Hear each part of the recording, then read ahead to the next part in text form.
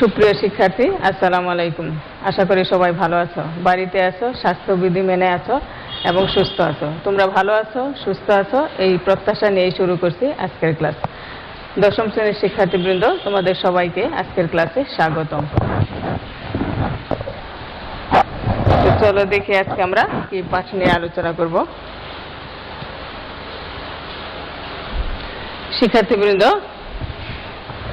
তোমাদের সামনে pre test পরীক্ষা, সেই পরীক্ষায় কিন্তু সম্পূর্ণ সিলেবাস অর্থাৎ নবম দশম শ্রেণীর সিলেবাস থেকেই তোমাদের পরীক্ষায় থাকবে। আর তোমাদের ব্যাকরণের সিলেবাস মোটামুটি শেষ। আমি আজকে একটা রিভিশন ক্লাস নিচ্ছি। গত ক্লাসেও কিন্তু তোমাদের অব্যয়পদ নিয়ে আলোচনা করেছিলাম। আজকে অব্যয়পদের কিছুটা অংশ বাকি ছিল, সেটা নিয়ে আলোচনা করব। তো আজকে অব্যয়পদের বাকি অংশ আলোচনা করার আগে গত ক্লাসের কিছু অংশ আমি একটু মনে করে নিচ্ছি। যে আমরা পড়েছিলাম অব্যয়পদ কি, সেটা তোমরা জেনেছিলে। যে অব্যয়পদ হচ্ছে যে পদ সর্বদা অপরিবর্তনীয় থেকে কখনো বাক্যের শোভাবর্ধন করে একাধিক পদের বা বাক্যাংশের মধ্যে সংযোগ বিয়োগ সম্বন্ধ ঘটায় তাকেই বলে অব্যয়পদ।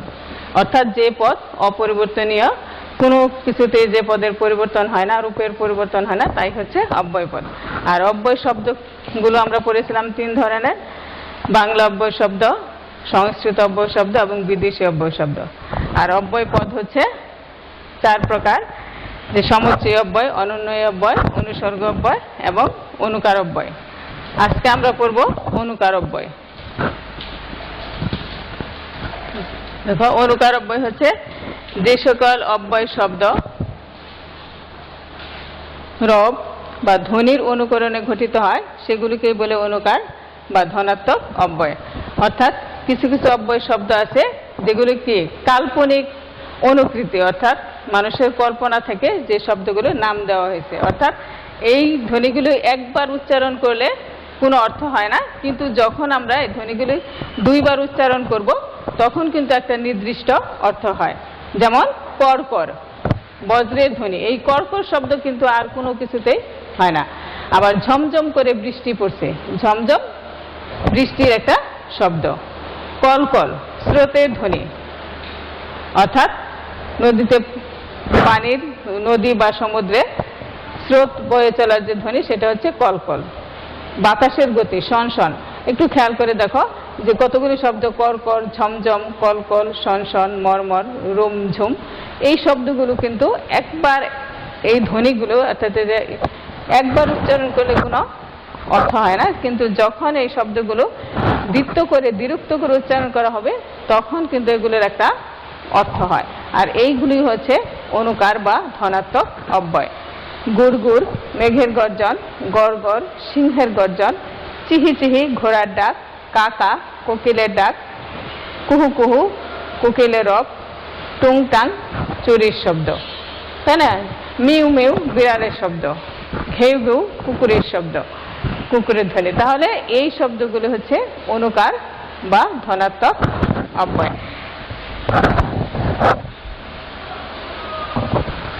দেখো, আরো কিছু অব্যয় আছে যে দেখো অনুভূতিমূলক অব্যয় কিন্তু অনুকার ধ্বনির, অনুকার অব্যয়ের শ্রেণীভুক্ত। অর্থাৎ মানুষের যে ধ্বনিগুলো মানুষের অনুভূতিজাত, তাই না? যেমন ব্যথাটা টন টন, ব্যথায় টন টন, কি বলে, ফোড়াটা ব্যথায় টন টন করছে। হ্যাঁ, এই টন টন তো দেখা যায় না, দৃশ্যমান না, বা কোনো শব্দ হয় না। তাহলে আমরা যখন বলবো টন টন করছে তখন কিন্তু কি বোঝাতে করি আমরা? এটা হচ্ছে শরীরে কোথাও ব্যথা করছে, সেই তা বোঝাতে। আবার ক্ষুধা লাগলে আমরা সেই অনুভূতি কি দিয়ে বোঝাই? যে ক্ষুধায় পেট চু চু করছে, হ্যাঁ না? বাইরে প্রচন্ড রোদ উঠেছে, কেমন রোদ উঠেছে? খা খা বা ঠা ঠা, ঠা ঠা, রোদ উঠেছে। একটা বাড়ি শূন্য, অনেক লোকজন ছিল, এখন নেই, সেই শূন্যতা বোঝাতে কি বলা হয়? বাড়িটা খা খা করছে। হ্যাঁ, এরকম অনেক শব্দ আছে। ঝা ঝা, প্রখরতা বাচক, খা খা শূন্যতা বাচক। হ্যাঁ, কচকচ, কটকট, টলমল, ঝলমল, চকচক, তারপরে ছমছম, টনটন, খটখট। এই এগুলো কি? এগুলো হচ্ছে অনুভূতিমূলক। অর্থাৎ দেখো প্রত্যেকটা শব্দই কি অনুভূতিমূলক। ভয়ে গা ছমছম করছে। এখন এই ছমছম কিন্তু দেখা যায় না, তাই না? বা কোনো আওয়াজও নেই। কি কি হয় এটা? এই ছমছম বুঝালে আরেকজনকে আমরা কি বুঝাতে পারি যে আমার খুব ভয় লাগছে, সেটা বোঝাতে ছমছম শব্দটা ব্যবহার করা। কে চকচক করিলেই শোনা হয় না, বা জিনিসটা দূর থেকে চকচক করছে, তো চকচক করছে এতে উজ্জ্বলতা বোঝাতে যেটা প্রকাশ করা হয়, কিন্তু এটা কিন্তু কোনো দৃশ্যমান থাকলেও আবার এটার কিন্তু কোনো শব্দও নাই, তাই না? আমরা দেখতে দূর থেকে দেখলে মনে হয় একরকম রং বের হয়, সেটাকে আমরা বলি চকচক। উজ্জ্বলতা বোঝাতে ব্যবহার করা হয় চকচক করছে। তাহলে এগুলো হচ্ছে অনুভূতিমূলক যে অনুকার অনুভূতিমূলক সব অব্যয়, আর এগুলো কি অনুকার অব্যয়ের মধ্যেই পড়ে। এছাড়া আরো কিছু অব্যয় রয়েছে, আমরা যেমন অনন্যয় অব্যয় বা সমুচ্চয় অব্যয়, অনুসর্গ অব্যয় বা অনুকার অব্যয় পড়লাম।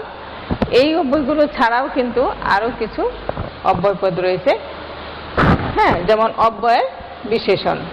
হ্যাঁ, কিছু কিছু অব্যয় কি বিশেষণ হিসেবে ব্যবহার হয়। যেমন কতগুলো অব্যয় বাক্যে ব্যবহৃত হলে নাম বিশেষণ, ক্রিয়া বিশেষণ বা বিশেষণীয় বিশেষণের অর্থবাচকতা প্রকাশ করে থাকে, এদের বলে অব্যয় বিশেষণ। অর্থাৎ অব্যয় পদগুলো যখন বিশেষণের কাজ করে তখন তাকে বলা হয় অব্যয় বিশেষণ। তো নাম বা বিশেষণের আগে বসলে নাম বিশেষণ, ক্রিয়ার আগে বসলে ক্রিয়া বিশেষণ, বা বিশেষণকে যদি আবার কখনো বিশেষিত করা হয় সেটাকে বলা হয় বিশেষণীয় বিশেষণ। যেমন নাম বিশেষণ, অতি ভক্তি চোরের লক্ষণ। এখানে অতি হচ্ছে কে অব্যয় পদ, এটা কাকে বিশেষিত করছে? ভক্তিকে, তাহলে এটা হচ্ছে নাম বিশেষণ। ভাব বিশেষণ, আবার যেতে হবে, অর্থাৎ ভাব বিশেষণ যেটা ক্রিয়ার ভাব বোঝায় সেটাই হচ্ছে, বা ক্রিয়ার ভাবকে বিশেষিত করে সেটাই হচ্ছে ভাব বিশেষণ, যে আবার যেতে হবে বা আবার আসতে হবে। পুনরায় আসা যাওয়ার ক্ষেত্রে কি বলা হয়? আবার। এটা হচ্ছে ভাব বিশেষণ। ক্রিয়া বিশেষণ, সে অন্যত্র চলে যায়। হ্যাঁ, চলে, এটাকে বিশেষিত করলো অন্যত্র। অন্যত্র চলে যাওয়ার ক্ষেত্রে, কোথাও চলে যাওয়ার ক্ষেত্রে ব্যবহার হয়, এটা হচ্ছে ক্রিয়া বিশেষণ। অর্থাৎ ক্রিয়াকে যা বিশেষিত করে সেটাই ক্রিয়া বিশেষণ। বা ট্রেনটি কে দ্রুত চলে, এই দ্রুতকে বিশেষিত করছে কিসে? অতি দ্রুত চলে, তাহলে এটা হলো ক্রিয়া বিশেষণ।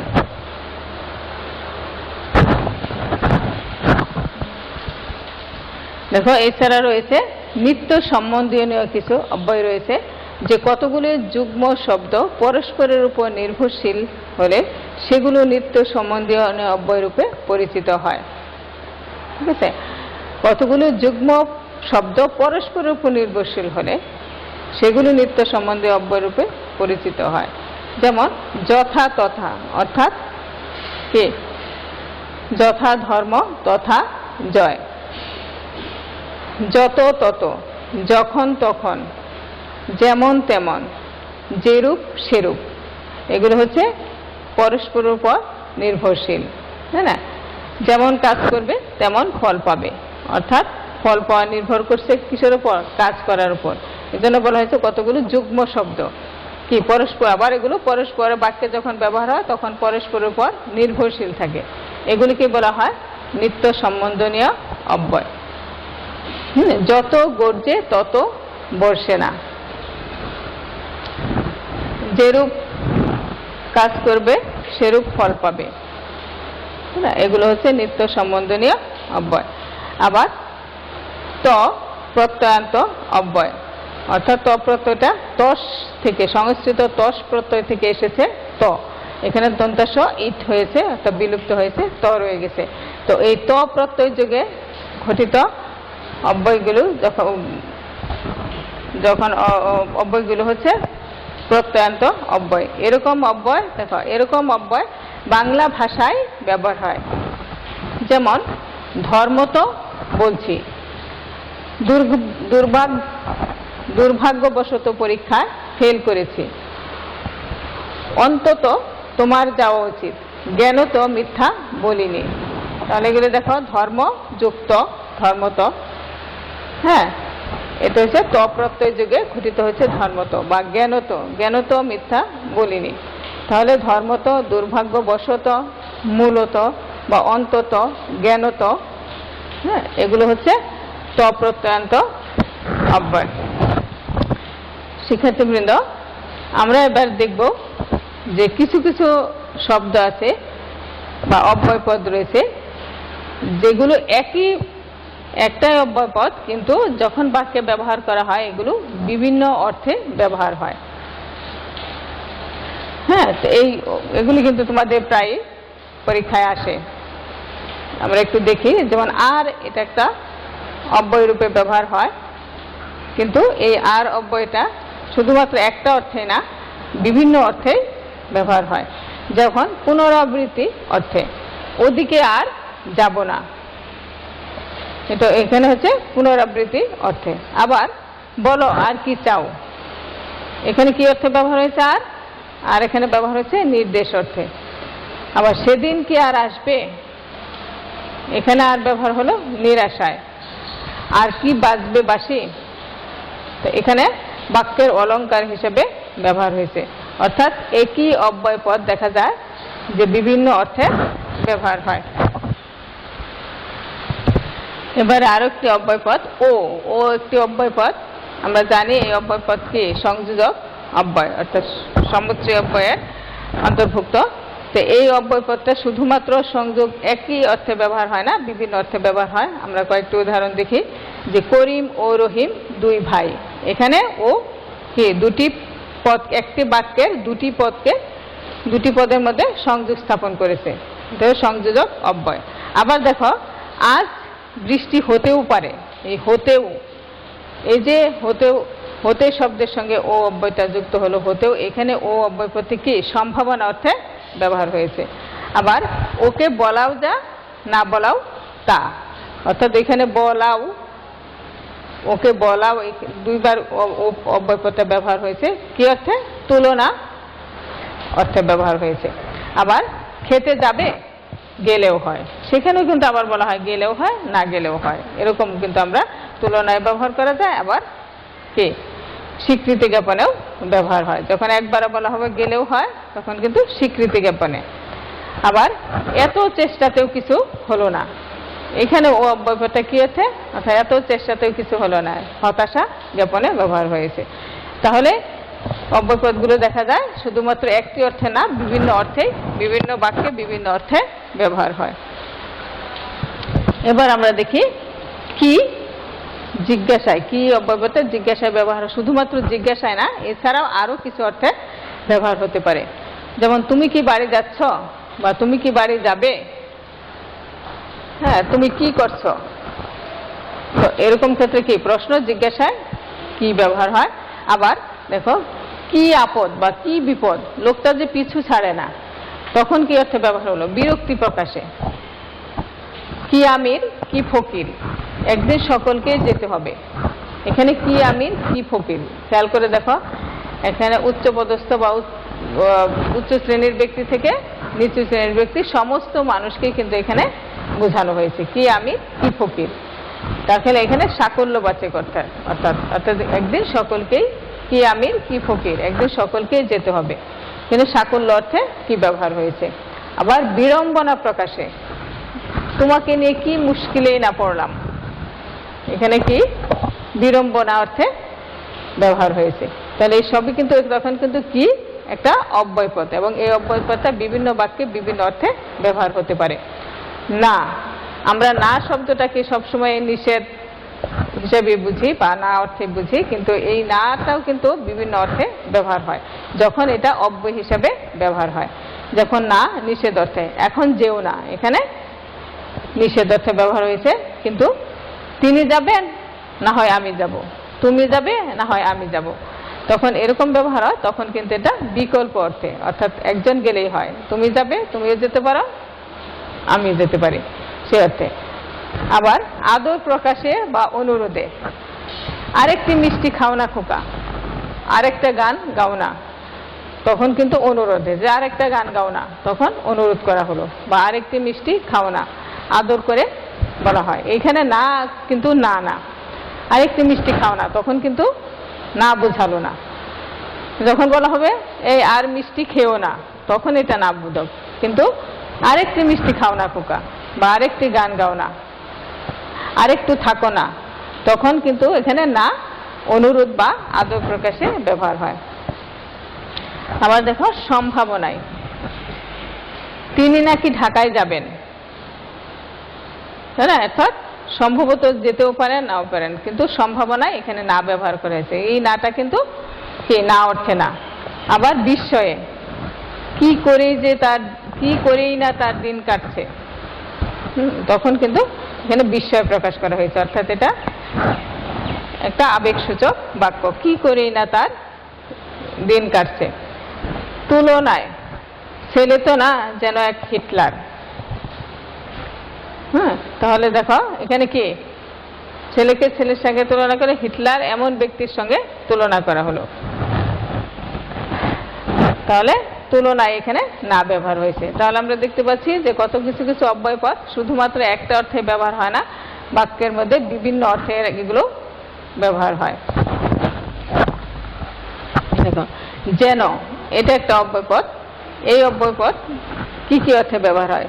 উপমায়, মুখ যেন পদ্ম ফুল, অর্থাৎ এখানে পদ্ম ফুলের সঙ্গে মুখটাকে তুলনা করা হয়েছে বা উপমা প্রয়োগ করা হয়েছে, যে মুখকে পদ্ম ফুল বলা হয়েছে।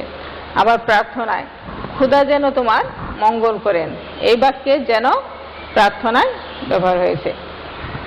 ইস ঠান্ডা যেন বরফ, অর্থাৎ ঠান্ডাটা এমন ঠান্ডা, বরফ ঠান্ডা তো অনেক রকমই হয়, কিন্তু এখানে তুলনা করা হয়েছে বরফের সাথে।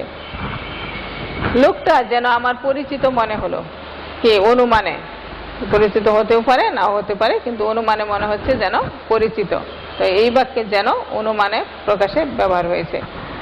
সাবধানে চলো যেন পিছলে না পড়ো, এখানে কি সতর্কতা অর্থে, অর্থাৎ সতর্কীকরণে ব্যবহার হয়েছে। ছেলে তো নয় যেন ননির পুতুল, এখানে কি ব্যঙ্গ প্রকাশে, অর্থাৎ ছেলে তো নয় যেন ননির পুতুল, এখানে কিন্তু আদর না, এখানে একটু ব্যঙ্গ বিদ্রুপ করে বলা হয়েছে যে ছেলে তো না যেন ননির পুতুল। হ্যাঁ, আবার কিন্তু আমরা ভালো অর্থ ব্যবহার করি না, যে মেয়ে তো না যেন হীরার টুকরা, তখন কি ব্যঙ্গ প্রকাশে কিন্তু না, তখন একটা ভালো বা উৎকৃষ্ট অর্থে ব্যবহার করা হলো। তাহলে কিছু কিছু অব্যয় শব্দ যেগুলো নানা অর্থে ব্যবহার হয়। তবে শিক্ষার্থীবৃন্দ, তোমাদের কিন্তু ওই সমস্ত বাক্যগুলো থেকেই পরীক্ষায় আসে বেশিরভাগ সময়। যেমন ইস যেন ঠান্ডা বরফ, অর্থাৎ এইভাবে বাক্যটা দিয়ে যে নিচের বাক্যটিতে যেন অব্যয়টি কি অর্থে ব্যবহার হয়েছে, এখানে প্রার্থনায়, তুলনায়, অনুমানে বা ব্যঙ্গ প্রকাশে, যেটাই হোক, সঠিক অর্থটা হচ্ছে তুলনায়। এটা পরীক্ষায় কিন্তু এই ধরনের প্রশ্ন প্রায়ই থাকে। মুখ যেন পদ্ম ফুল, কি অর্থে? উপমায়। কাজে এই উদাহরণগুলো অবশ্যই তোমাদের খুব ভালোভাবে পড়া থাকতে হবে। তো এগুলো তোমরা একটু প্র্যাকটিস করে নিও। হ্যাঁ, আশা করি এই আলোচনাগুলো তোমরা বুঝতে পেরেছ। তো চলো দেখি কয়েকটা প্রশ্নের একটু চিন্তা করে দেখি আজকের আলোচনা থেকে যেগুলো আসলে আমাদের মনে পড়ে কিনা।